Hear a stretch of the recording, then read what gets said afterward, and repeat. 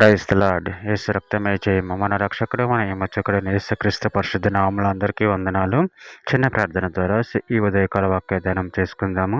పరిశుద్ధుడ మహాగణుడు అయిన దేవ యేసయ్య, సర్వాధికారి, నేను మీకే వేలాది వందనములు తండ్రి.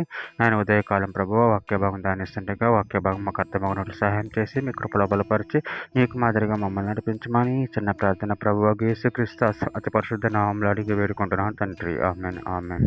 లూకాసు వార్త 8వ అధ్యాయం 16వ వచనము. ఎవడును దీపం ముట్టించి పాత్రతో కప్పివేయుడు, మంచం క్రింద పెట్టడు గాని లోపలికి వచ్చేవారికి వెలుగు అగుపడవాలని దీపం స్తంభం మీద దానిని పెట్టును. ఆమె దేవుడి వాక్య భాగం దీవించును గాక. ప్రభునందు ప్రియులారా, మనము ఇక్కడ వాక్య భాగంలో గమనించినట్లయితే ఎవడును దీపం ముట్టించి పాత్రతో కప్పివేయుడు, మంచం క్రింద పెట్టడు గాని లోపలికి వచ్చేవారికి వెలుగు అగుపడవాలని దీపం స్తంభం మీద దానిని పెట్టును. అదేవిధంగా వాక్య భాగంలో గమనించినట్లయితే మార్కు సువార్త 4వ అధ్యాయం 21-22 వచనాలలో మరి ఆయన వారితో ఇట్లనెను, దీపము దీపస్తంభం మీద ఉంచబడుటకే గాను కొంచెము క్రిందనైనను మంచం క్రిందనైనను ఉంచబడుటకు తేబడదు కదా. రహస్యమేదైనను తేటపరచబడకపోదు, బయలుపరచబడటానికే గాని ఏది మరుగు చేయబడలేదు. అపోస్తల కార్యముల గ్రంథం 26వ అధ్యాయం 18వ వచనంలో వారు చీకటిలో నుండి వెలుగులోనికి, సాతాను అధికారం నుండి దేవుని వైపునకు తిరిగి నా యందు విశ్వాసం చేత పాపక్షమాపణం పరిశుద్ధపరచబడిన వారిలో స్వాస్థ్యం పొందినట్లు వారి కన్నులు తెరచుటకే నేను నిన్ను వారి ఎదుకు పంపిదినని చెప్పిను.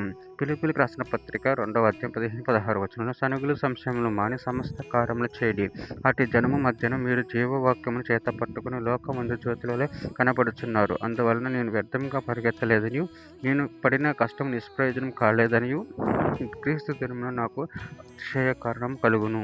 మత్తయి సువార్త 10వ అధ్యాయం 27వ వచనం. చీకటిలో నేను మీతో చెప్పినది మీరు వెలుగులో చెప్పుడి, చెవులో మీకు చెప్పబడినది మేడల మీద ప్రకటించడి.